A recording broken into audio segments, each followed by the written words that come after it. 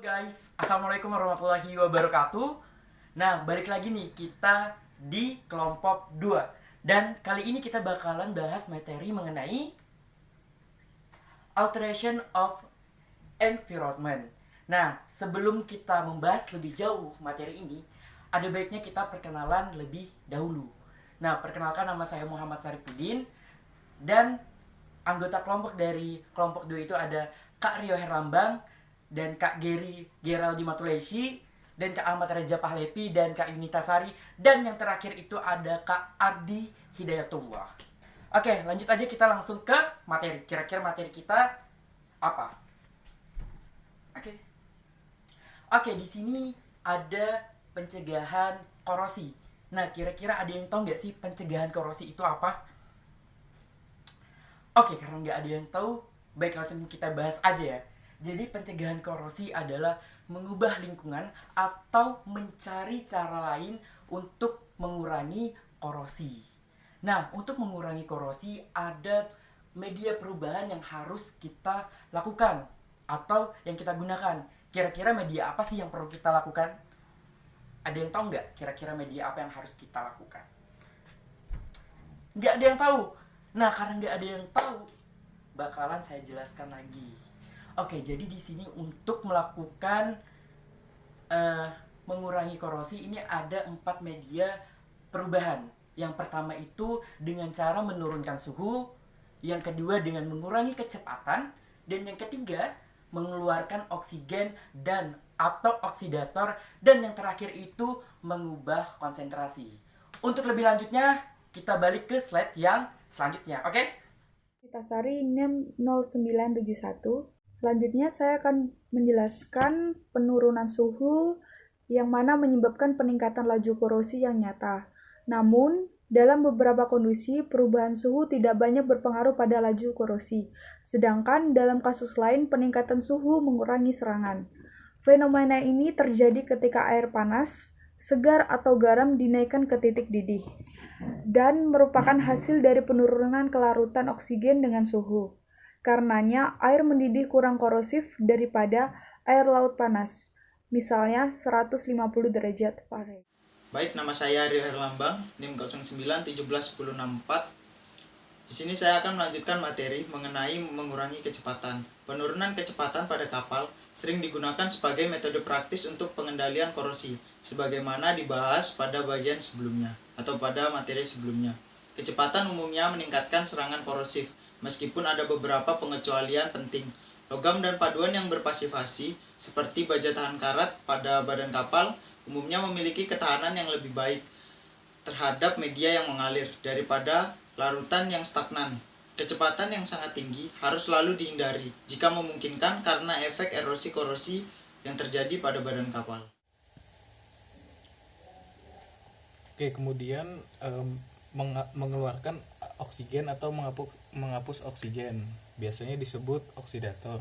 Ini adalah teknik kontrol korosi yang sangat lama. Perlu saya jelaskan bahwa kadar oksigen ketika semakin tinggi pada suatu tempat, maka reaksi oksidasi akan mudah terjadi, sehingga akan mempengaruhi laju reaksi korosi. Kemudian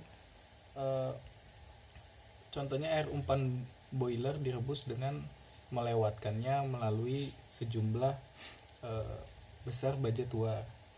Dalam praktik modern dilakukan dengan perlakuan vakum, pelepasan gas inert, atau melalui penggunaan pemulung oksigen.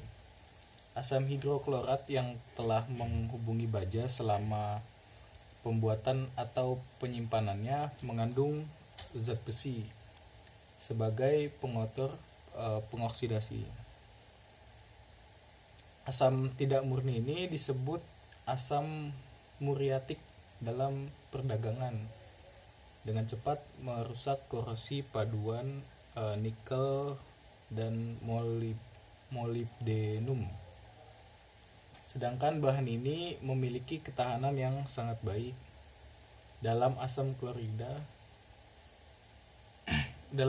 klorida murni, meskipun resinnya menemukan aplikasi yang luas, tidak direkomendasikan untuk logam atau paduan aktif pasif. Bahan-bahan ini membutuhkan oksidator untuk membentuk dan mempertahankan lapisan pelindungnya, dan biasanya memiliki ketahanan yang cukup buruk terhadap lingkungan atau tidak teroksidasi. Saya Ahmed Reza Kolevi, NIM 09161010. Sini saya akan melanjutkan materi tentang mengubah konsentrasi. Dimana mengubah konsentrasi ini dan pengaruhnya terhadap korosi telah dijelaskan di bagian 2 sampai 9. Kemudian penurunan konsentrasi korosif biasanya efektif dalam banyak proses kehadiran korosif tidak disengaja.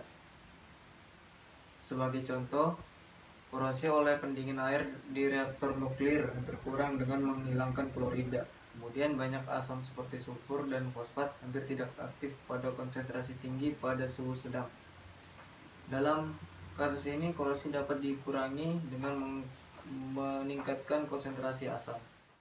Baik, materi selanjutnya ialah inhibitor. Inhibitor adalah zat yang ketika ditambahkan ke dalam konsentrasi kecil ke lingkungan dapat mengurangi laju korosi. Dalam arti tertentu, inhibitor dapat dianggap sebagai katalis perlambat.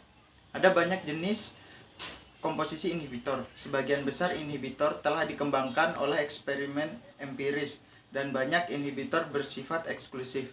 Oleh karena itu, inhibitor dapat diklasifikasikan sesuai dengan mekanisme dan komposisinya yang akan dijelaskan setelah ini. Berikutnya adalah inhibitor tipe absorpsi. Inhibitor tipe absorpsi ini mewakili kelas zat penghambat terbesar. Secara umum ini adalah senyawa organik yang menyerap pada permukaan logam dan menekan disolusi dan reduksi logam. Berikutnya adalah inhibitor tipe hidrogen evolusi. Hidrogen evolusi meracuni zat ini seperti ion arsenik dan antimon, secara khusus memperlambat reaksi evolusi hidrogen.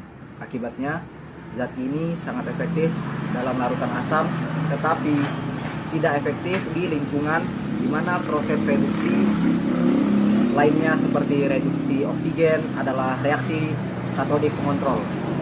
Kemudian berikutnya adalah inhibitor tipe oksidasi. Seperti zat kromat, nitrat, dan garam besi juga bertindak sebagai inhibitor dalam banyak sistem. Secara umum, mereka terutama digunakan untuk menghambat korosi logam dan paduan yang menunjukkan transisi aktif pasif seperti besi dan paduannya dan baja tahan karat. Baik, selanjutnya ialah inhibitor fase uap.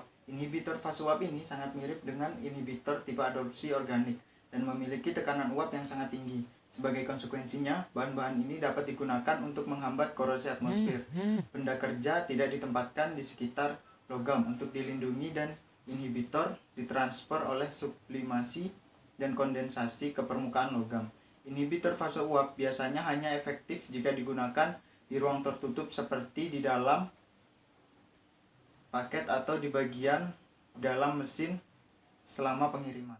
Oke, buat teman-teman yang masih bingung mengenai materi yang telah kita jelaskan tadi, kalian bisa langsung komen di kolom komentar di bawah ini ya guys. Oke, kita tunggu dan mohon maaf apabila ada salah-salah kata dari kita. Kami ucapkan terima kasih dan wassalamualaikum warahmatullahi wabarakatuh. Dah.